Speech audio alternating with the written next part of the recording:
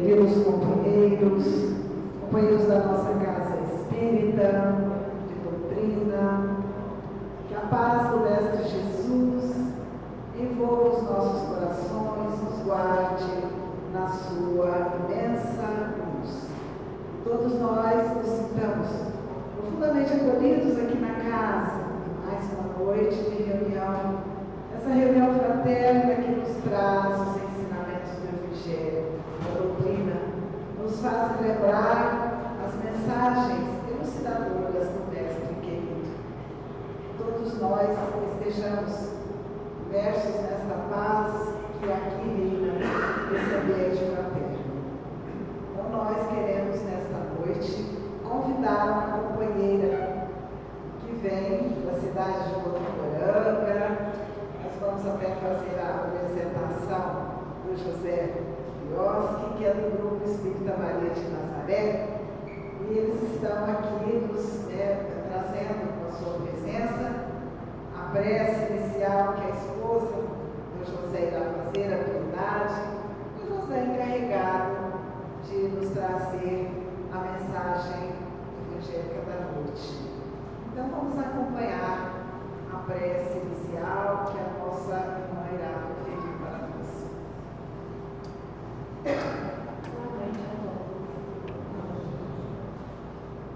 Esse instante é um instante de gratidão ao nosso Pai por mais uma oportunidade de estarmos aqui reunidos e recordando o nosso Mestre Jesus quando ele disse que quando duas ou mais pessoas se reunissem em seu nome, ali ele estaria.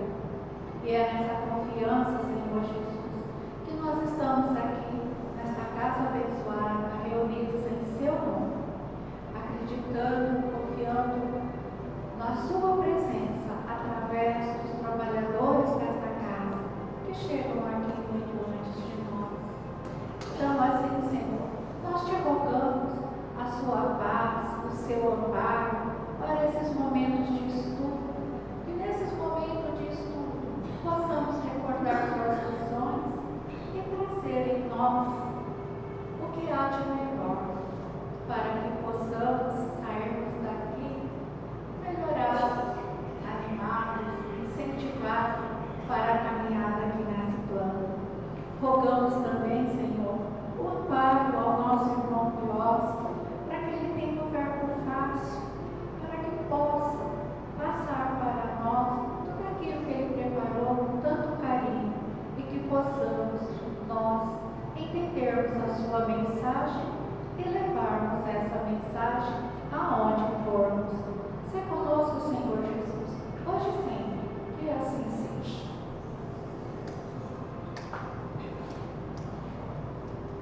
Então nós vamos passar a palavra para o José,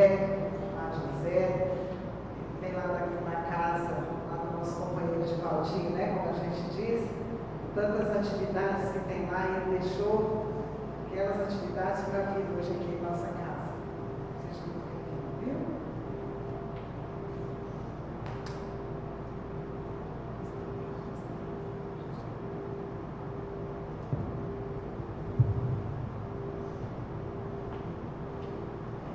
Boa noite a todos, amigos, amigas, companheiros, doutrina. É sempre uma alegria, né? Estar nesta casa, todas as casas que a gente retorna. Já fazia algum tempo que a gente não vinha. E receber fica mais fácil agora. E esse tempo eu já venho trabalhando ele já há algum tempo nas outras casas espíritas aqui da cidade, já tive a oportunidade de trabalhar. E é um tema que desde o ano passado a gente vem discutindo, Dona Maria de Nazaré, a gente vem falando o quanto as famílias estão ficando dispersas, o quanto as crianças estão se distanciando dos pais. Hoje praticamente são as crianças que estão mandando nos pais Então, está se invertendo os valores nas escolas, tantas dificuldades. E nós, espíritas, precisamos estar sempre lembrando de onde viemos, o que é que estamos fazendo aqui e para onde vamos, qual é o nosso papel. Então eu procurei pegar um compilado de educação, família e criança, mas pegando algumas coisas com relação à ciência, comparando ciência e a religião espírita e o que o espiritismo diz. Mas antes da gente entrar propriamente no enunciado, eu gostaria de fazer um preâmbulo com relação à educação. Como que era a educação lá nos primórdios? Bom, lá nos primórdios a educação começava com os mais antigos. Ele ia lá na parede, nas pedras, fazia um desenho, e daquele desenho ele contava a história para as crianças. Ali era o início de um aprendizado. Então ali ele começava o princípio do ensinamento, o princípio da educação para aqueles jovens. E seguindo já os indígenas, como que era o princípio da educação no meio dos indígenas? As crianças andavam livres no meio da tribo, com os mais idosos, com os adultos e até com as crianças mais velhas. Ali eles aprendiam já os costumes, as tradições. Eles tinham também a oportunidade de sair nas matas, onde ele aprendia o que deveria ser feito. Ali ele aprendia a preservação da natureza. E isso até hoje, no meio indígena, é feito dessa forma. E seguindo o princípio da educação, onde surgiu a verdadeira educação como é hoje? Onde surgiu a primeira, vamos dizer assim, a escola? Foi na Grécia. Na Grécia, com a Paideia, que tem a chamada de Paide, que nada mais é do que a reunião daqueles jovens que eram mais bem dotados de inteligência. Eles selecionavam, e nessa seleção eles ensinavam a arte, a ciência, a geometria, a matemática, enfim. E ali, nessa paideia, eles deixavam eles trocarem ideias. Então começou ali o primeiro processo de escola, que lá chama escolé. Então foi o primeiro. Agora, o primeiro processo de escola mesmo foi na Prússia, no reinado de Frederico Guilherme, onde ele criou a primeira escola pública. Porque ele queria que os seus soldados e também os trabalhadores, aqueles oficiais, vamos dizer, fossem treinados e fossem capacitados para melhor desenvolvimento. E ali então começou o primeiro sistema de escola pública. E depois, quando foi desenvolvido pública e privada, foi na França, que a França tinha a escola pública, mas começou também a parte de escola privada. E nós, no Brasil, foi em 1549, com a vinda dos jesuítas, que começaram então a fazer o quê? A catequização dos índios. Foi também aqui no Brasil o primeiro processo de educação, de alfabetização desses indígenas aqui. Então, esse preâmbulo só para a gente entender o processo da educação. Para a gente. Deixa eu ver se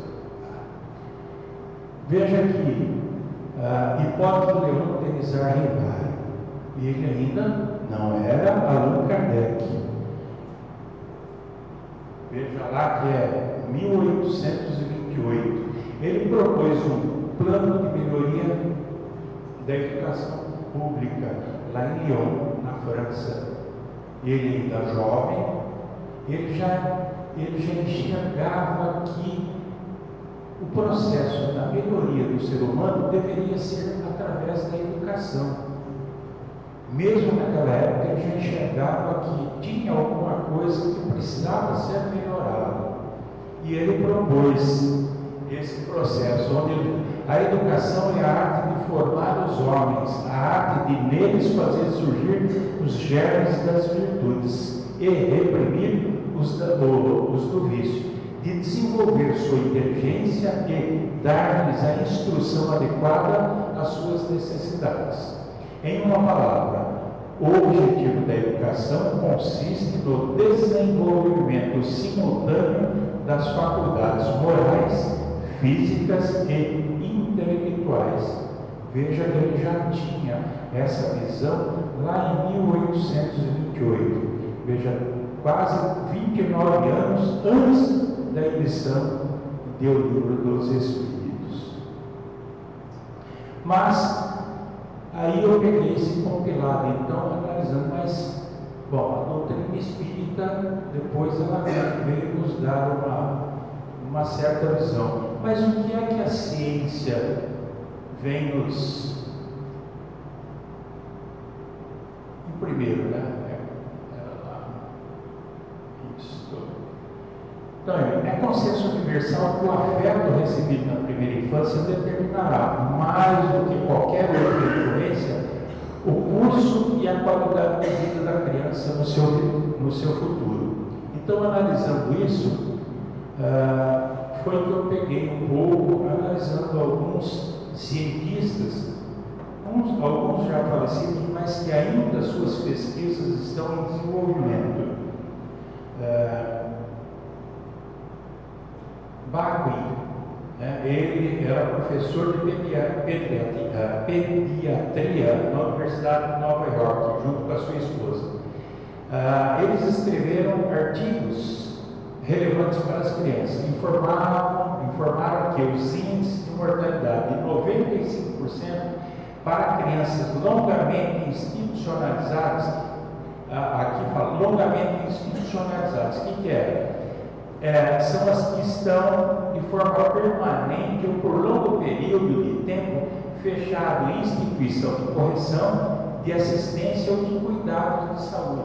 Quer dizer, 95% dessas crianças que estavam lá por problemas de saúde ou por algum outro problema que não tinha afeto, que não tinha o amparo familiar, 95% vinha a óbito.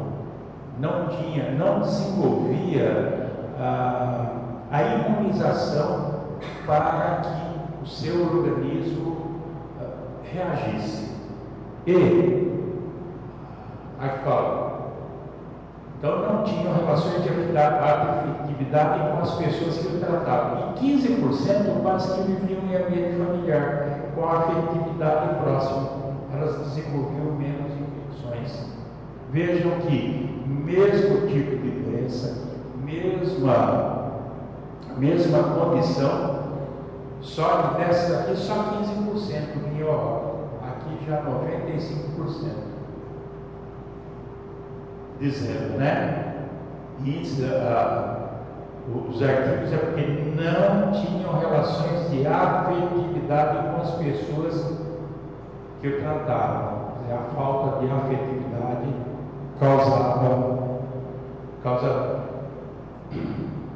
Aqui já Harvard, ele era psicólogo também lá dos Estados Unidos, né? Ele fazia experimentos com macaquinhos. Ele separava os macaquinhos das suas mães. E ele observou o seguinte, observou o traumatismo em macaquinhos com mães afastadas deles. Verificou maiores distúrbios naqueles que não recebiam afeto por falta de mãe. Veja que interessante, macacos, lógico que nós, como os descendentes que somos lá da era, nossos ancestrais, os genes, a gente vem dessa. Veja que a nossa, vamos dizer, similaridade, né? Então, tem aí uma certa relação. Outro, Spitz, ele era um psicanalista austríaco. Veja que ele dizia, né? Ele desenvolve estudos experimentais sobre trocas emocionais entre a criança e a mãe. O sorriso que ocorre entre as 6 e as 12 semanas é a primeira manifestação intencional desenvolvida na comunicação mãe-bebê. Em suas observações, concluiu quanto à importância do amor, descrevendo o caso de morte por carência afetiva. Mesmo havendo aleitamento natural, mas com a ausência de afeto da mãe ou substituta, ou seja, mesmo tendo ali o leite, sendo amamentado por mamadeira, mas não tinha nenhuma relação de afeto com a pessoa que estava ali alimentando. Não tinha amor, era uma forma natural. Não tinha relação, então, é onde vinha importante, vamos descrever o caso de morte por carência afetiva. Já, olha, e aí ele descreve o aconchego na amamentação, o tocar de seu corpo pequenino, as carícias suaves, os gestos de ternura, os sussurros de amor, todos os cuidados a eles dispensados pelos pais embevecidos são emoções que despertam para sempre o registro em seu psiquismo. Veja a importância dos pais. Hoje nós temos, eu não sei se a Cristina já veio, se aqui tem, a Cristina já veio falar aqui sobre a evangelização hoje, que nós lá no Nazaré nós temos evangelização no ventre materno. Hoje lá se faz evangelização no ventre materno. E está dando resultado, porque os bebês que já nasceram, vêm assim, são muito mais felizes, são sorridentes. É diferente daqueles que vêm assim, de forma natural. É evidente. A gente percebe lá. Não sei se ela veio aqui já, que ela vai, quando ela vai na palestra, ela mostra de forma clara. Para nós lá fica evidente a importância dessa evangelização do ventre materno. Isso vem comprovando aquilo que está se fazendo lá. Grosso, que é psiquiatra, psicólogo e bacharel em Direito e é professor da PUC. Ele ainda continua. Inclusive, quando eu fiz essa palestra lá em Estrela, aí eu falei assim, mas eu levei meu filho lá em Campinas e ele que cuidou do meu filho lá, fez um tratamento, meu filho fez um tratamento com ele lá em Campinas. Veja que, coincidentemente, né? Então, a criança que não recebe suficiente afeto em sua infância, em especial em seu primeiro ano de vida, projetará as consequentes sensações no ambiente e não terá, por isso, equilíbrio emocional para aceitar o mundo e nele ser aceito. Cita: cessar as fases da sensibilidade até 1 ano e a socialização individual até o 3º ano de vida. As conquistas intelectuais devem-se a uma atividade reflexa. ao esforço demandado, às pesquisas e explorações do ambiente, das pessoas que a rodeiam. Se a família corresponde aos seus anseios, como demonstrações de carinho, calor humano, diálogo franco, respeito, ensinamentos morais, disciplina e ordem, ela terá respostas cheias de alegria e verdades, sempre que faz os outros felizes pelos seus próprios méritos e valores pessoais. Aqui eu coloco porque hoje a gente fala assim dos pais, né? A gente vê, eu tenho alguns amigos que falam, mas meu filho, eu levo durante a semana, meu filho faz a natação, faz o esporte, ele faz não sei o que, faz o karatê, aí chega no domingo, aí eu não tenho coragem de acordar ele para levar ele na evangelização. O que é mais importante? O que é que ele vai levar do outro lado? O que é que ele vai levar? Será que é a natação? Será que é o karatê? Será que o pai está certo? É uma reflexão. E isso não se aplica só a pais, avós também. Porque tem muitos avós assumindo o papel dos pais, tá? A gente vê hoje muitos avós assumindo esse papel dos pais. Eu teve um caso que a avó falou assim, não, eu estou estragando meus netos agora. Tudo que eu não pude fazer com meus filhos, eu estou fazendo agora. Vai arcar com as consequências que nós vamos ver aí depois, né? Então, como é importante a família corresponder aos anseios, com essa demonstração de calor humano, diálogo, respeito, ensinamentos morais, trazer na evangelização. Nós vamos começar, se possível, no ventre materno. Se possível, no ventre materno. Porque a verdadeira educação, o verdadeiro ensinamento é esse, é o moral. Quando não vem, quando não tem isso, é a maior causa que a gente está vendo hoje aí na nossa sociedade, esses reflexos difíceis que a gente tem sentido aí fora. Pois bem, né? Então, nós mostramos aí a parte da ciência, vamos começar a analisar de uma outra forma agora, recordando a parte do Espiritismo para quem ainda não lembra. O que pensamos hoje em dia a esse respeito? Será que a ciência está em acordo com o que prega o Espiritismo?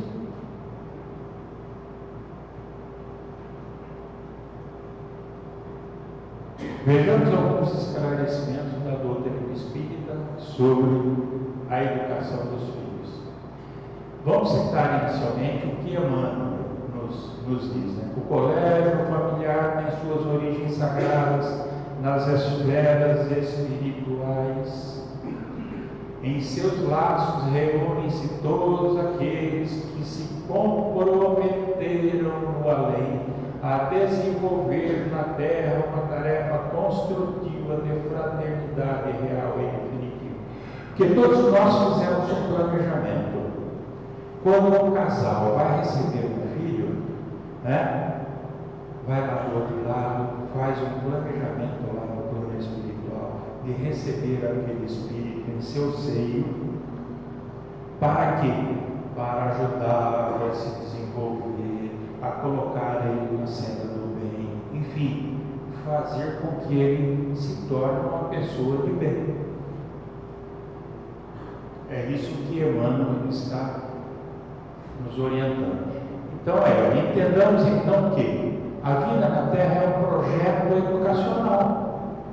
Deus coloca esse ser para conosco como um projeto educacional. Lá, onde a lei divina dá ao Espírito a oportunidade do renascimento junto a seres que têm condições de ajudá-lo a realizar seu aprimoramento. A maioria, com isso, do esquecimento. Ele vem e ele esqueceu. Apaga tudo, começa tudo de novo, para que o amor da mãe, dos pais, tem aqueles que vêm para os ajustes, né? Mas é a oportunidade do recomeço, do reajuste, dos acertos. Então está lá, tanto no livro dos Espíritos quanto no Evangelho segundo o Espiritismo, Allan Kardec e os Espíritos da Codificação falam da responsabilidade dos pais pela educação dos filhos. E vamos ver alguns itens. Evangelho segundo o Espiritismo, capítulo 8, lá nos Bem-aventurados que têm puro coração, simplicidade e pureza do coração. Lá no item 4, lá diz, olha, a criança necessita de cuidados especiais, que somente a ternura materna lhe pode dispensar. Ternura que se acresce da fraqueza e da ingenuidade da criança. Para uma mãe, seu filho é sempre um anjo, e assim era preciso que fosse para lhe cativar a solicitude. Por isso que apaga, porque para a mãe, o filho pode ter 40, 50 anos, sempre é uma criança, né? Sempre é o bebê. E é desse jeito. E depois aqui embaixo continua: durante o tempo em que seus instintos se conservam amodorrados, ou seja, adormecidos, ele é mais maleável. É por isso mesmo mais acessível às impressões capazes de modificarem a natureza e de fazê-los progredir, o que torna mais fácil a tarefa que incumbe aos pais. Ou seja, é como se pegasse um monte de barro bruto, né? E desse barro você vai moldando, e você faz um belo vaso de porcelana. Então, por isso que aqui fala, amodorrado, adormecido, se torna mais maleável, mais fácil de você moldar. Isso até os 7 anos. Já é provado a doutrina até os 7 anos. Porque depois dos 7 anos ele começa a recobrar os seus instintos da vivência passada. Depois disso, já começa a ter um pouco mais de dificuldade de fazer os ajustes. Por isso que tem esse período que é para os pais irem moldando o caráter desta criança, coisa que hoje, infelizmente, está mais difícil. Hoje os pais estão empurrando as crianças lá para a escola e dizendo para os professores: ó, o problema é seu. Coitado dos professores, né?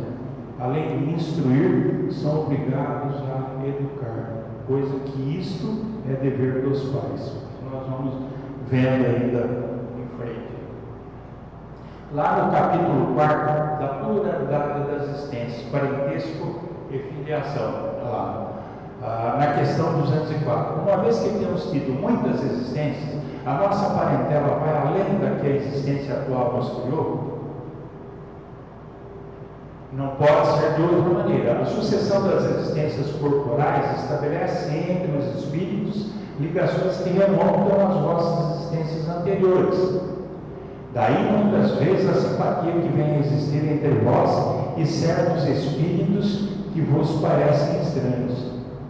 Aqui é um exemplo que às vezes a gente fala: puxa vida, eu tenho esse meu irmão de sangue aqui, mas eu não tenho tanta afeição com ele como eu tenho com aquele outro meu amigo que não é meu irmão de sangue, mas aquele lá eu tenho tanta afeição por ele, por que eu não tenho por esse?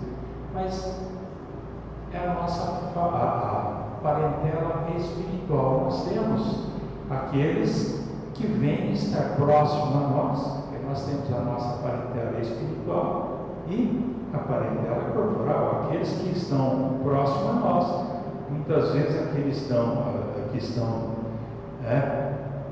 nossa parentela corporal é justamente para o nosso ajuste que a gente tem, e aqueles que estão próximos vêm muitas vezes para nos ajudar na elevação. Na 582, pode-se considerar como missão a paternidade? Olha aí, estou pedindo que vocês observem a questão lá dos cientistas, tá? Vai observando vocês fazerem comparativo. Essa incontestação possível é uma verdadeira missão e, ao mesmo tempo, um grandíssimo dever, e que envolve, mais do que o que pensa o homem, a sua responsabilidade quanto ao futuro. Deus colocou o Filho sobre a tutela dos pais, a fim de que esses o dirijam pela senda do bem. Ele lhes facilitou a tarefa, dando àquele uma organização débil e delicada, que o torna propício às impressões. Ainda continua, né? Muitos há que cuidam de aprumar as árvores do seu jardim e fazê-las dar frutos em abundância, do que formar o caráter do seu filho. Se este vier a sucumbir por culpa deles, suportarão os desgostos resultantes dessa queda e partilharão dos sofrimentos do filho na vida futura, por não terem feito o que lhes estava ao alcance para que ele avançasse na estrada do bem. A gente vê, quando fala aqui, para aprumar as árvores do seu jardim, fazê-las dar frutos, é aqueles que estão mais preocupados com os bens materiais do que dar realmente suporte, dar educação, dar o amparo, dar o amor. Porque tem muitos jovens que chamam a atenção. Esses dias eu tenho uma companheira, uma colega nossa lá, estava conversando. Ela falou assim: eu não sei mais o que fazer com meu filho. Eu converso com ele, ele me levanta o dedo, ele me... Qual gesto? Todo mundo sabe que esse gesto é, né, obsceno, me mostra a língua. Aí eu falei para ela: você não está entendendo o sinal que ele está te mandando? Ele está querendo chamar a sua atenção. Senta com ele, conversa. Como que você está sendo a hora que você chega na sua casa? Você está sentando com ele? Aí eu chego em casa, eu estou tão cansada que eu não tenho paciência. Olha só. Então é o que na maioria hoje tem acontecido. Então muitas vezes esses jovens que acontece esse tipo de coisa, está chamando a atenção dos pais, e os pais não acordam, não caem para essa realidade. E tem muitos casos.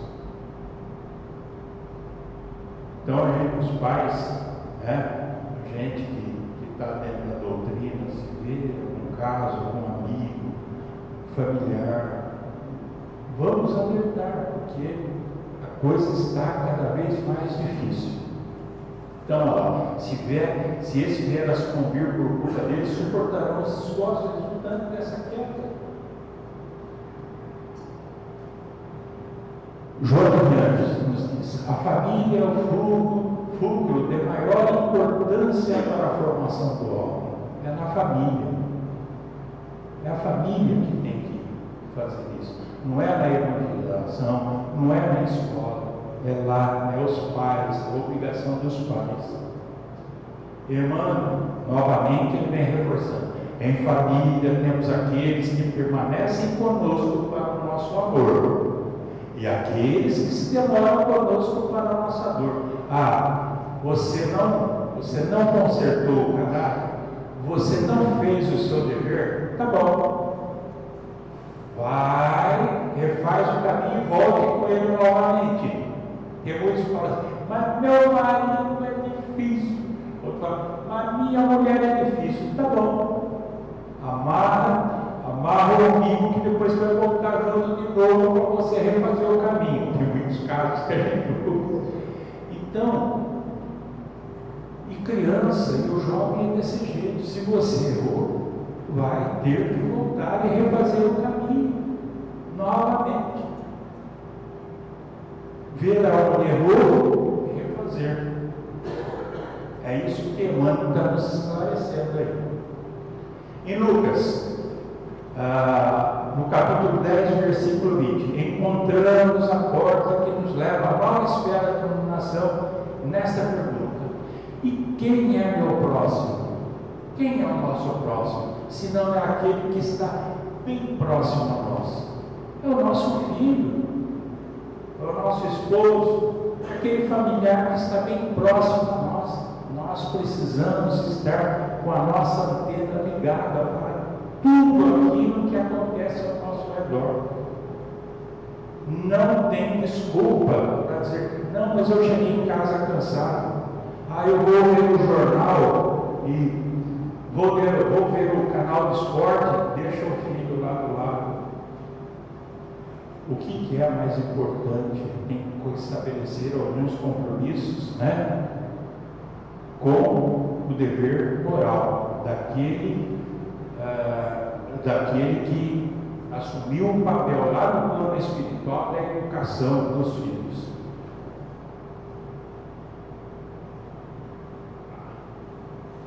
Na 583, são responsáveis os pais pelo transviamento de um filho que envereda pelo caminho do mal, apesar dos cuidados que os pais lhe dispensaram? Não. Porém, quanto piores forem as proteções do filho, tanto mais pesada a tarefa e tanto maior o mérito dos pais, se conseguirem desviá-lo do mau caminho. Quer dizer, maior é o mérito dos pais se conseguirem desviar do caminho do mal aquele filho difícil. Maior é o mérito. Só que aí vem do outro lado, 583A. Se um filho se torna homem de bem, não obstante a negligência ou os maus exemplos de seus pais, tiram esses daí algum proveito? Deus é bondoso. Olha o que a resposta. Deus é justo. Não jogou no cesto do lixo, não jogou fora. Então se criou e deu vida. Ele é justo, ele vai saber reconhecer também isso. Na 208, nenhuma influência exerce os espíritos dos pais sobre o filho depois do nascimento deste? Ao contrário, bem grande influência exerce. Os espíritos têm que contribuir para o progresso uns dos outros. Pois bem, os espíritos dos pais têm por missão desenvolver os seus filhos pela educação. Constitui-lhes isso uma tarefa, tornar-se culpados se vierem a falir no seu desempenho. André Luiz, então, ele comenta nos ensinando, né? Os frutos falam pelas árvores que o produzem. Nossas obras na esfera viva de nossa consciência são as expressões gritantes de nós mesmos. Quando não temos a condição, olha aqui o que ele diz, né? Quando não temos a condição de amar e não damos a condição de sermos amados, geramos ao nosso derredor graves distúrbios de ordem emocional que atingirão profundamente os que nos cercam. Será que a ciência lá não veio provando isso? O Dramista está dizendo isso. Está confirmando, né?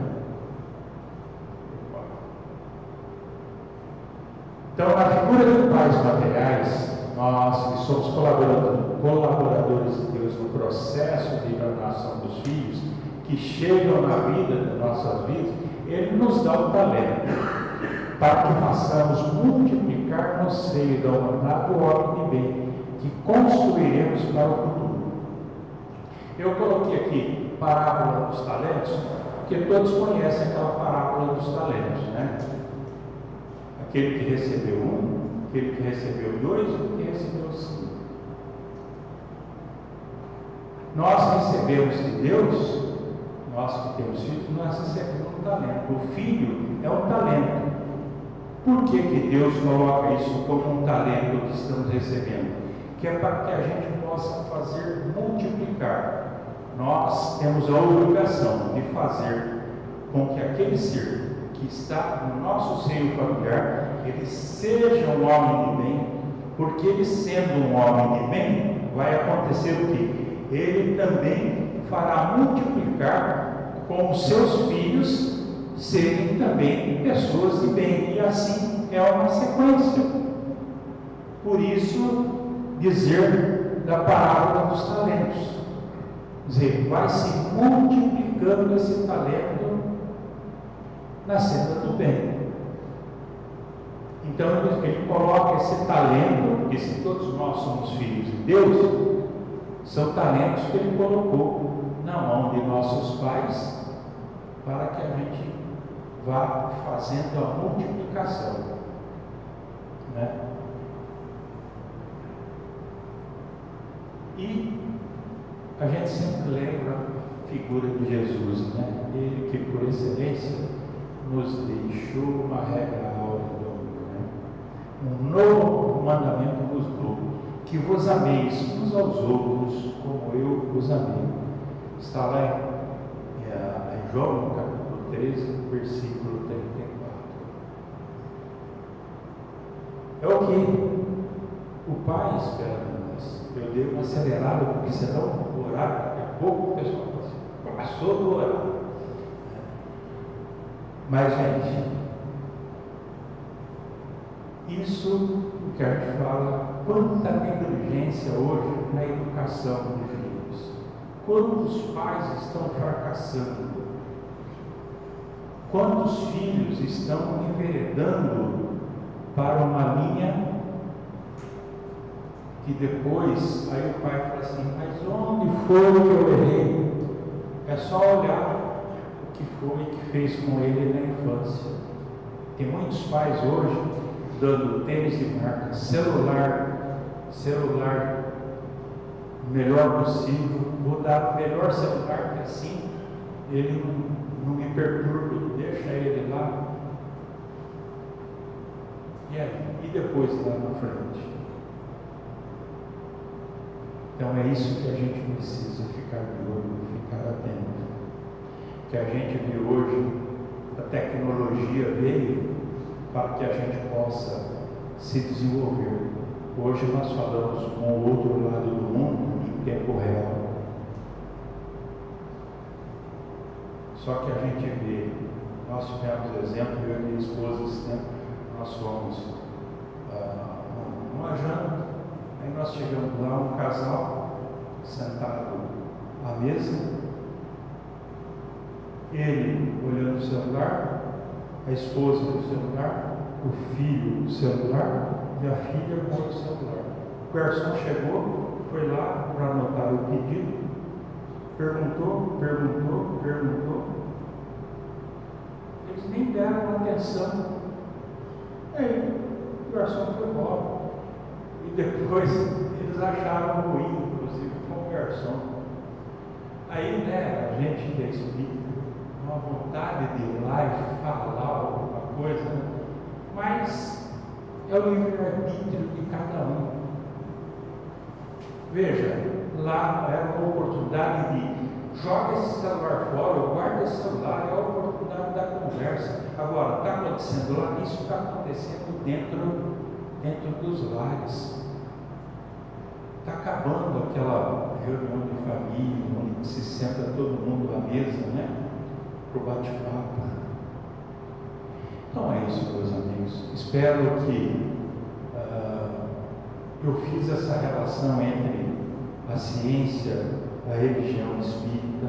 Passei rapidamente a parte espírita, porque já é uma coisa que nós dominamos, é mais para lembrar, né, daquilo que a gente vem aprendendo, mostrando o que é que o Espiritismo, né, vem nos dar uma chacoalhada, mostrando que a ciência está provando para nós a importância do amor, a importância do afeto para com os outros.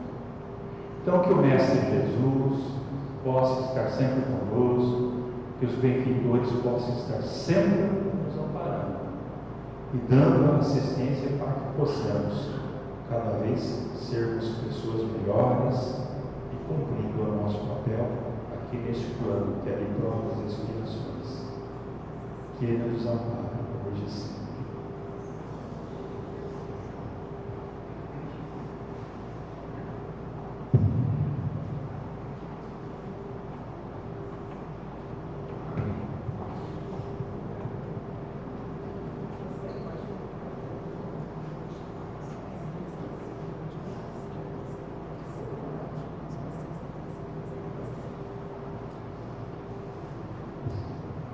Vamos Vamos convidar os nossos companheiros dos passistas que se posicionem nas laterais para que possamos dar início ao passe e o José vai fazer a prece durante o passe.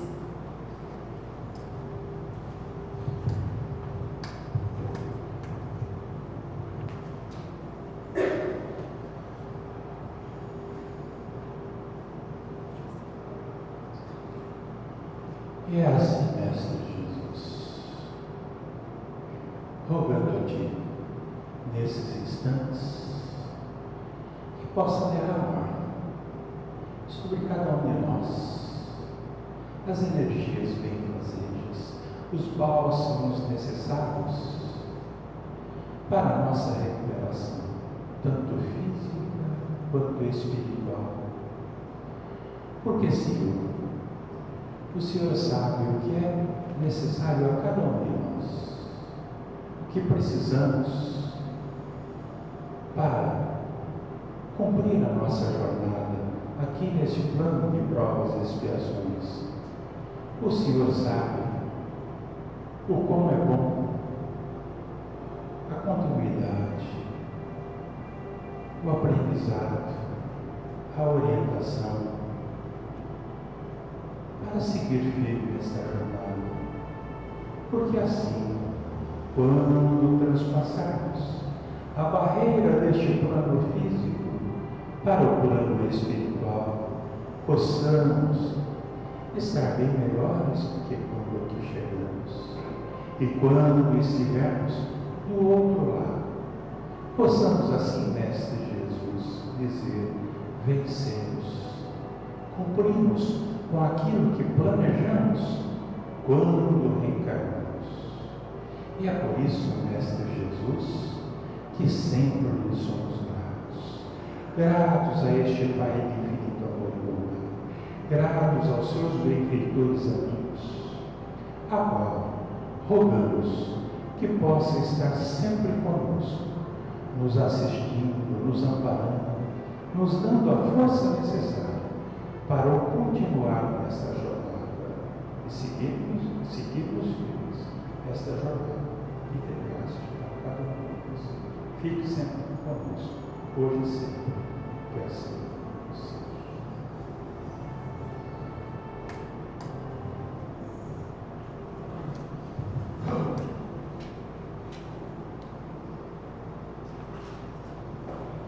Então, nós agradecemos ao nosso querido companheiro José pela mensagem tão edificante da noite, tão necessária nesta lembrança dos nossos dias atuais.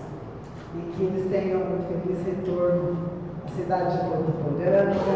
O nosso abraço aos companheiros queridos do Maria de Nazaré. Que todos nós também tenhamos um retorno sereno e tranquilo aos nossos lares. Vamos deixar aqui já o convite para a próxima segunda-feira. Nós teremos aqui em nossa casa o Dr. Luiz Carlos Barros Costa. Então, já está aí feito o convite, né? Convidem também aos familiares para que possam vir, caso vir realmente a palestra, pelo que nós pedimos a ele, espetacular. Então, vamos aproveitar essa noite também. Que Deus